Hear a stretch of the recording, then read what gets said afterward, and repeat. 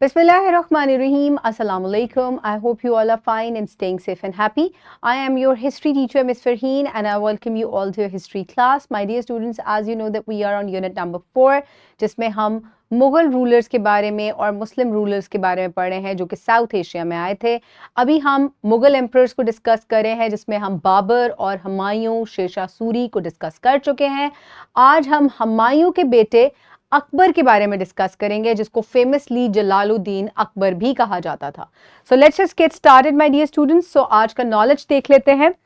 You will be able to analyze why Akbar is considered as the greatest ruler of Mughal dynasty. ये बहुत बड़ा जो है claim है कि क्या अकबर वाकई सबसे ग्रेटेस्ट मुगल एम्परर था मुगल डायनेस्टी का। देखते हैं और ये भी देखते हैं कि क्या आप लोग इसके साथ जो है इस बात के साथ एग्री करते हैं या नहीं। So let's just get started. So सबसे पहले अकबर का इंट्रोडक्शन ले लें कि ये थे कौन। So Akbar was one of the most remarkable rulers in the history of Indian subcontinent, and he was born on October 15, 1542. और इसको थ्रोन मिला था at the age of 14 जब इसके बाप हुमायूं की डेथ हो गई थी। और अकबर का जो रेन है it reigned from 1556 to 1605. So बहुत ज़्यादा लंबा अरसा इसने हुकूमत नहीं की, but still it is known as the golden era of the Mughal Empire. और इसमें बहुत सी ऐसी अचीवमेंट और एक्सेप्शंस थी जिसकी वजह से इसको ग्रेटेस्ट लीडर कहा जाता है, जिनको हम डिस्कस करेंगे। सबसे पहले हम सेकेंड बैटल ऑफ पानीपत की बात करें तो one of the pivotal movement in Akbar's early reign was the second battle of Panipat in 1556। यानी कि मुगल दौर में जो दूसरी बैटल ऑफ पानीपत हुई थी, पहली हुई थी आपको याद होगा कि जब जो है वो बैटल ऑफ पानीपत तब हुई थी जब यहाँ पे हराया गया था, दिल्ली सल्तनत का इख्तिताम हुआ था जहाँ बाबर ने जो है वो आकर लड़ाई की थी। सो उसके बाद जो है अकबर की जो है वो यहाँ लड़ाई हुई थी।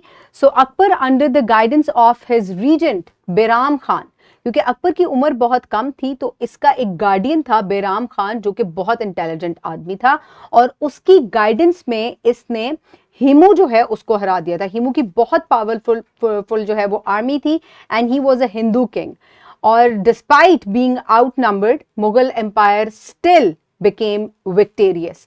अब अगर मैं आपको इसकी छोटी सी स्टोरी सुनाऊं तो इस बैटल ऑफ पानीपत में हिमू जो है उसके पास हाथी तक थे और ये रोंदता चला जा रहा था अकबर की आर्मी को, लेकिन बहुत स्ट्रेटेजी के साथ, क्योंकि जो अकबर उस वक्त बहुत छोटा था, ही वाज ओनली 14 और 15 इयर्स ओल्ड। सो इसका जो गार्डियन था बैराम खान, उसने बहुत इंटेलिजेंटली जो है वो हिमू को जो है सबसे पहले टारगेट किया एंड व्हेन ही डाइड वहां से उसकी आर्मी जो है उसका मोराल जो है वो डाउन हो गया। ऑल्दो वो लोग जो है वो विक्ट्री पॉइंट के ऊपर थे उस वक्त, लेकिन जैसे ही उनका किंग फॉल हुआ उन्होंने दिल छोड़ दिया और वो लोग एकदम से जो है वो घबरा गए और इस तरीके से Akbar became victorious. So reason for the title Akbar the Great. He was also known as Akbar the Great. इसको जलालुद्दीन अकबर भी कहा जाता था।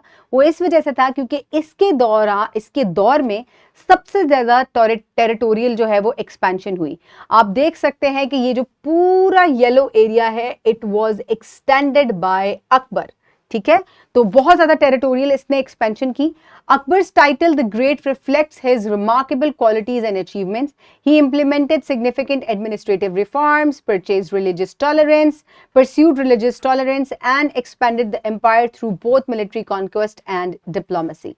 सो इसने ना सिर्फ अपनी टेरिटरी को एक्सपैंड किया वॉर्स के थ्रू और कुछ डिप्लोमेसीज के थ्रू, बल्कि इसने बहुत सारे रिफॉर्म्स भी शुरू किए जो कि पॉलिटिकल रिफॉर्म्स भी थे, आम लोगों के लिए रिफॉर्म्स भी थे और रिलीजियस रिफॉर्म्स भी थे। इनको हम एक एक करके डिस्कस करते हैं। ये कुछ एडमिनिस्ट्रेटिव रिफॉर्म्स का खाका है जो कि अकबर ने दिया था और इसमें आपको मुख्तलिफ कलर्स नजर आ रहे हैं जिसको आप यहाँ की से जो है वो रीड आउट कर सकते हैं।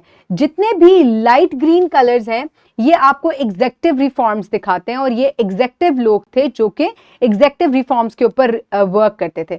जो लाइट येलो कलर है ये जुडिशियल, एजुकेशनल और रिलीजियस रिफॉर्म्स जो है उनको शो करता है।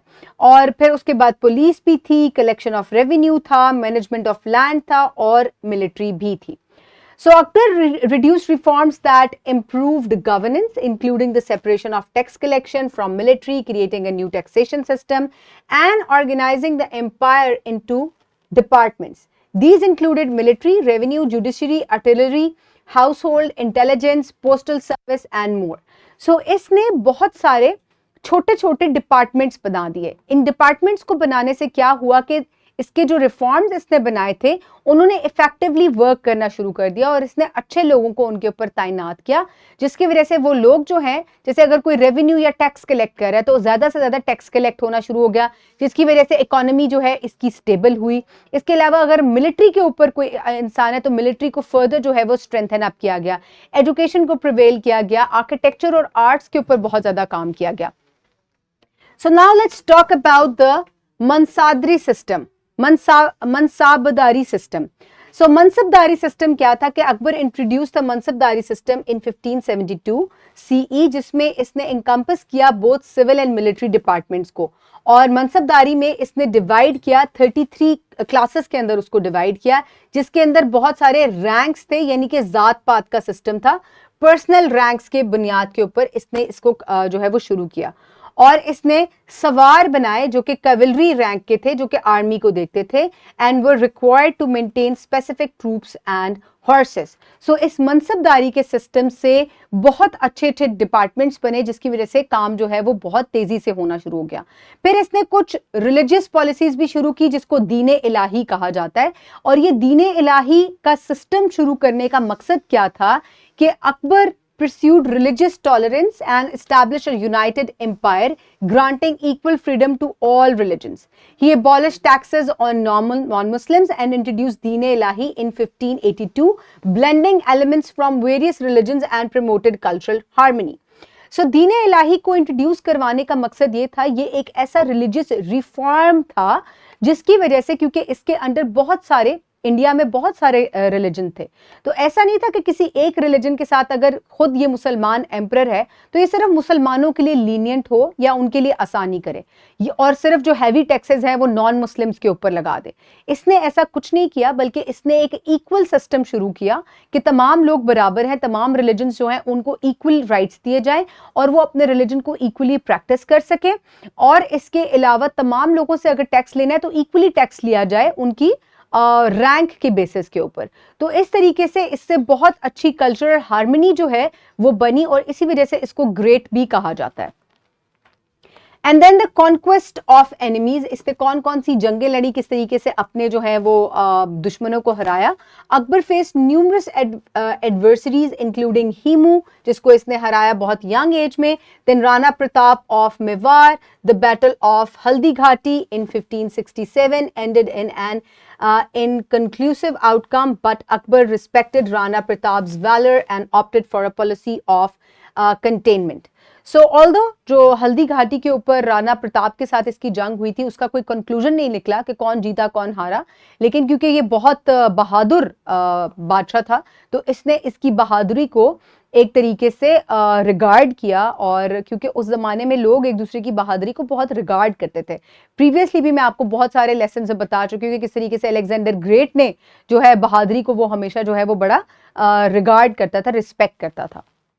सो उसके बाद आ जाती है चैलेंजेस एंड डिप्लोमेसी के किस कौन कौन से इसको चैलेंजेस का सामना था.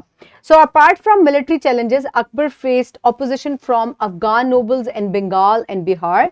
Through a combination of military campaigns and diplomatic negotiations, he managed to quell these rebellions and consolidate his authority. So इसको बहुत से challenges का सामना था, जिसमें अफगानिस्तान की तरफ से, अफगान्स की तरफ से भी था, बिहार की तरफ से, बंगाल की तरफ से, तो चारों तरफ से इसको मुख्तलिफ जो है वो परेशानियों का सामना रहता था. उसमें मिलिट्री कॉन्क्वेस्ट भी होता था, जंगें वगैरह भी होती थी, इसके अलावा डिप्लोमेसी भी होती थी, जिसमें ये बाखूबी जो है या तो उनको वॉर के जरिए चुप करवा देता था और या जो है एक अच्छे डिप्लोमेटिक स्किल्स के जरिए जो है वो उनकी बात को समझ लेता था और कुछ ऐसा रास्ता निकाल लेता था जिससे दोनों का जो है वो फायदा हो जाए. और इस तरीके से इसने अपना जो रूल है उसको कायम रखा.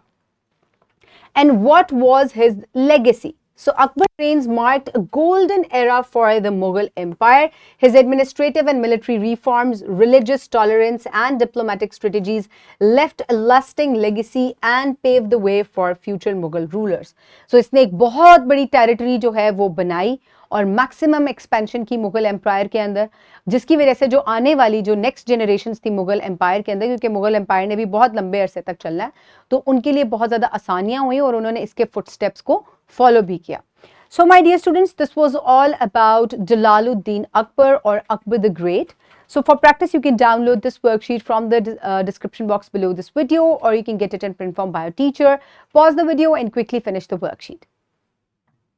I hope everybody has finished the worksheet. For your homework, you will complete home activity regarding Akbar and his Nauratan. इसके बारे में भी अभी आपको थोड़ा सा बताती हूँ, उसके बाद में बाकी आप इसको थोड़ा सा खुद भी रिसर्च कीजिएगा. Also complete skill 4.9. सो अकबर के बारे में मैंने आपको अभी ये बताया कि अकबर के बहुत ही ज़बरदस्त किस्म के रिफॉर्म्स थे. तो ये सिंगल माइंड थॉट नहीं हो सकती. अकबर का एक बड़ा ज़बरदस्त कमाल ये था कि जो इसके